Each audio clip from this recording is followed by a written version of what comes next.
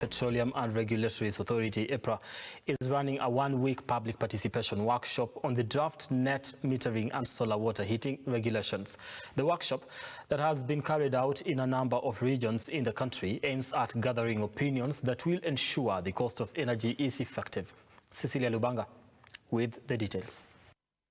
And then whatever remains. Kenya's energy mix is dominated by bioenergy, which makes 64.6% of the total primary energy supply, oil products forming 16.9%, renewable energy sources such as wind and solar at 15.2%, and to a lesser extent, coal and hydropower, which stands at 1.9%.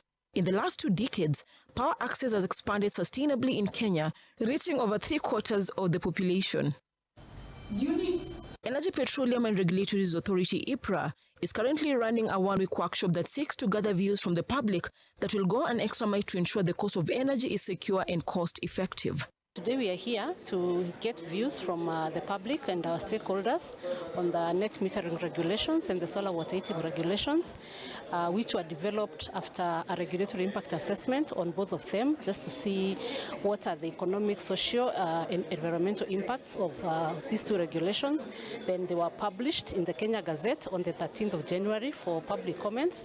The authority, together with the industry stakeholders, has developed the draft energy that entails solar water heating and net metering regulations to streamline the renewable subsector in Kenya.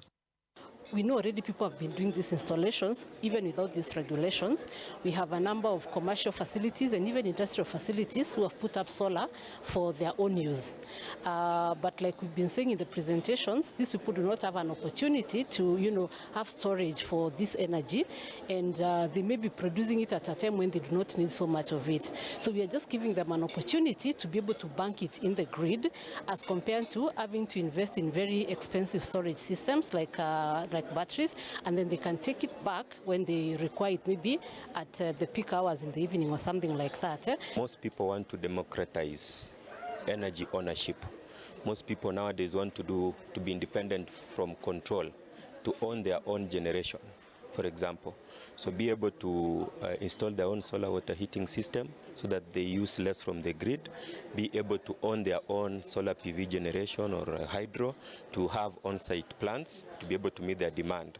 So EPRA intends to undertake public participation workshop for the 2 regulations between 6th and 14th March 2023, in line with the Statutory Instruments Act No. 23 of 2013, by engaging members of the public and stakeholders to give their views on the aforementioned regulations. Cecilia Lubanga, Look Up TV.